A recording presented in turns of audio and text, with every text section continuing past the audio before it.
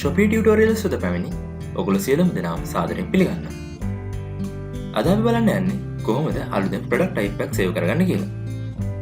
ඔයගොල්ලන්ට මුලින්ම කරන්න තියෙන්නේ මෙන්න මේ products කියන main menu එකට ගිහිල්ලා ඒකෙන් product types කියන sub menu එක select කරගන්න.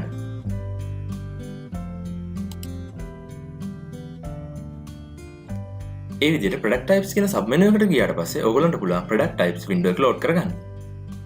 ඔයගොල්ලන් කම්පැනි එක යටතේ සේව් කරලා තියෙන සියලුම product types ටික බලා ගන්න පුළුවන් මෙන්න මේ විදිහට මේ product type කියන window එකට ගියාට පස්සේ මම use කරන account එකෙන් සේව් කරලා තියෙන සියලුම products ටික තමයි මෙන්න මේ විදිහට show වෙලා තියෙන්නේ. අපි මුලින්ම බලමු කොහොමද අලුතෙන් product type එකක් save කරගන්න කියලා. මේ දකුණු පැත්තේ ඉහළම කෙළවරේ තියෙන add type කියන button එක click කරලා ඔයගොල්ලන්ට පුළුවන් අලුතෙන් product type එකක් save කරගන්න. මෙන්න මේ add type කියන button එක click කරාට පස්සේ ඔයගොල්ලන්ට view වෙන pop-up window එකේ මෙන්න මේ name කියන field එකට තමයි ඔයගොල්ලන්ගේ product type එකේ නම type කරන්න ඕන.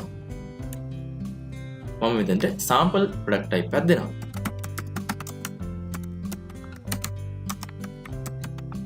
මෙන්න මේ විදිහට product type එකේ name එක type කරගත්තට පස්සේ ඔයගොල්ලන්ට පුළුවන් මේ add type කියන button එක click කරලා මේ product type එක save කරගන්න.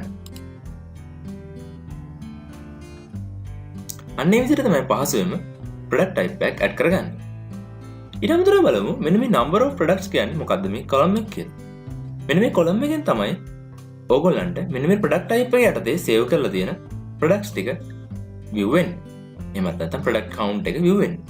මෙන්න මේ mobile types කියන product type එක යටතේ products 6ක් save කරලා තියෙනවා. ඊට අමතරව tablets යටතේ 2ක්, accessories යටතේ 3ක් වගේ මෙන්න මේ විදිහට product types වලට save කරලා තියෙන products ටික ඕගොල්ලන්ට බලා ගන්න පුළුවන්. ඊට අමතරව මෙන්න මේ edit button එකකින් පාවිච්චි කරලා ඔයගොල්ලන්ට පුළුවන් ඒ ඔයගොල්ලෝ add කරපු product type එක ආයෙ edit කරගන්න. එහෙමත් නැත්නම් ඒක details update කරගන්න. ඊට අමතරව මෙන්න මේ delete කියන button එක press කරලා ඔයගොල්ලන්ට පුළුවන් මේ දැන් add කරපු product type එක delete කරගන්න. අපි බලමු කොහොමද ඒක කරන්න කියලා. මේ delete button එක press කරාට පස්සේ ඔයගොල්ලන්ට confirmation message එකක් එනවා. ඒකෙන් yes deleted කියන button එක click කරාට පස්සේ ඒ product type එක delete වෙලා යනවා.